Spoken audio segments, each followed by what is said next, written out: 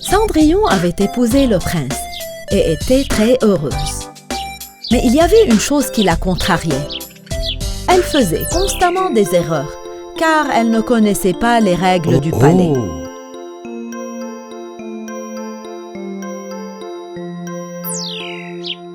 Pourquoi les gens autour de moi me regardent-ils bizarrement?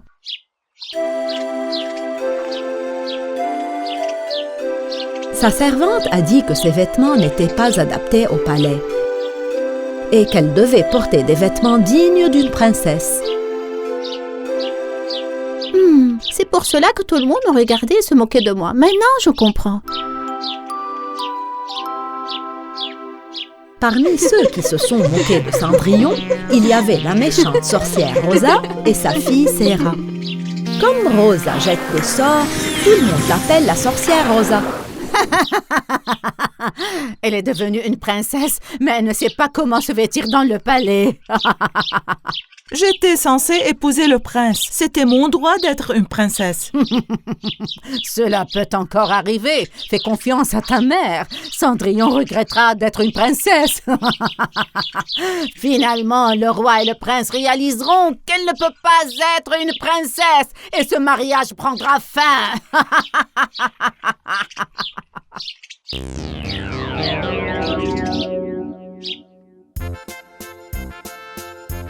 Cendrillon ne connaissait pas les règles, alors elle a encore commis des erreurs pendant le dîner. Elle a trempé du pain dans sa soupe. Elle l'a englouti. Oh là là, comme c'est délicieux! Comme elle n'arrivait pas à couper la viande dans son assiette à l'aide d'un couteau, Serra, assise à côté d'elle, lui a donné un conseil. Tu peux manger la viande avec ta main, n'aie pas honte. Cendrillon a écouté les conseils de Serra, a pris la viande avec les mains et l'a mangée. Mais les gens à table se sont moqués d'elle. Ah, comme c'est dégoûtant! C'est une honte qu'une princesse n'ait pas de bonnes manières à table. Je suis désolée. Je ne ferai plus ces erreurs.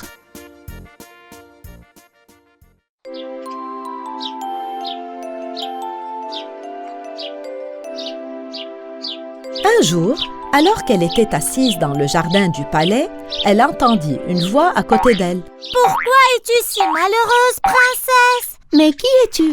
D'où viens-tu? » Je suis Pofou. Je vis dans ce palais depuis de nombreuses années. Je sais tout ce qu'il y a à savoir sur le palais aussi. Ah oui? Alors peut-être que tu peux m'aider. Comment veux-tu que je t'aide? Dis-moi s'il te plaît. Je ne connais toujours pas les coutumes du palais. Serra m'a aussi piégée. Pour que je fasse plus d'erreurs, que dois-je faire? C'est facile. Tu dois aller à l'école des princesses. L'école des princesses? C'est une excellente idée. Je te remercie énormément, Pofou. Tu sais, tu es vraiment un amour, Pofou.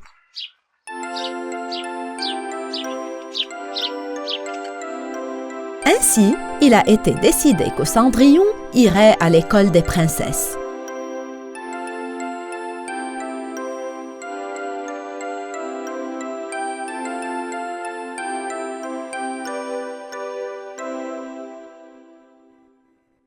Cendrillon va aller à l'école des princesses. Cette fille ne va pas réussir à l'école. Mais que pouvons-nous faire? Tu iras aussi à cette école et tu feras exactement ce que je dis.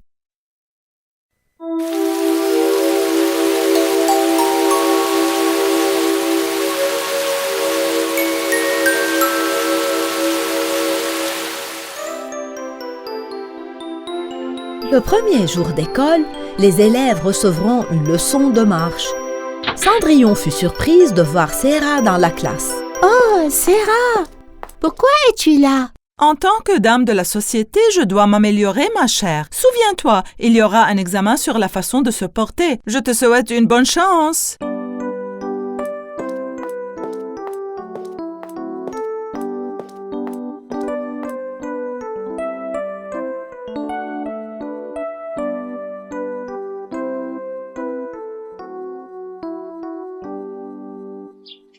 Cendrillon ne réussira pas cet examen. Prends cette poudre et verse-la sur les vêtements qu'elle portera.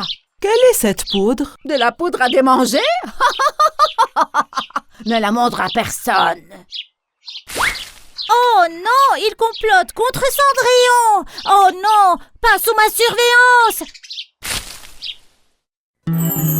Une robe de princesse éblouissante fut préparée pour Cendrillon.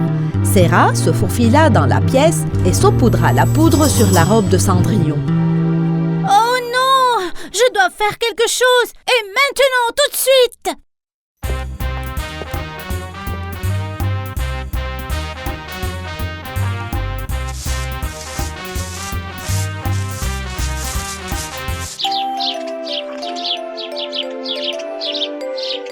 Enfin, ce fut l'heure de l'examen et Cendrillon marcha avec la grâce d'une princesse dans sa robe chatoyante.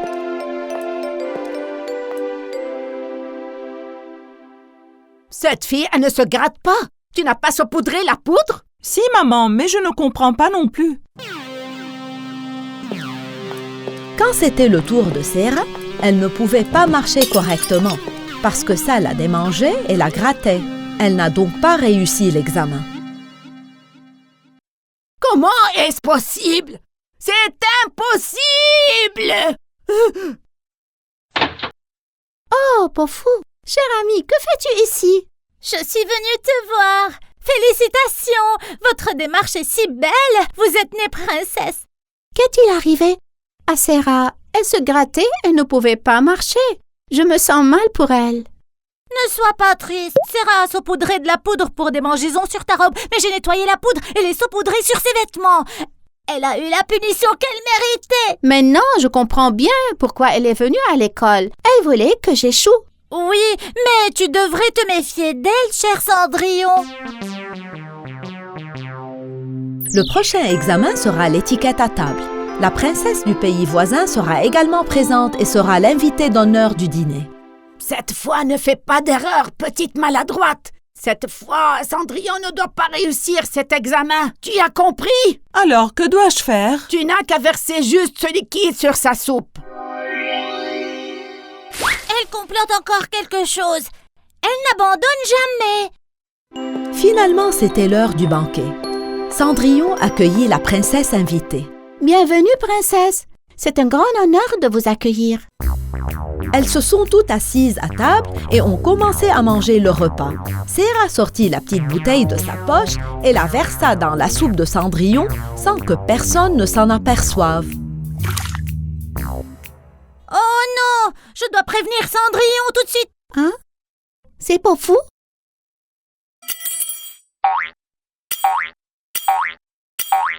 Est-ce qu'elle me montre du doigt? Cendrillon comprit ce que Pofou essayait de dire. Et elle remplaça sa soupe par celle de Serra sans que personne ne s'en aperçoive. Serra prit une cuillère de sa soupe. Non, ne fais pas ça! Arrêtez! Ne buvez pas! Oh non, impossible! À la fin de la journée, Cendrillon a réussi l'examen et a reçu le certificat d'étiquette. Je n'aurais pas pu le faire sans toi, Pofou. Merci énormément. Je serai toujours à tes côtés, ma princesse. Ne t'inquiète pas du tout, hein?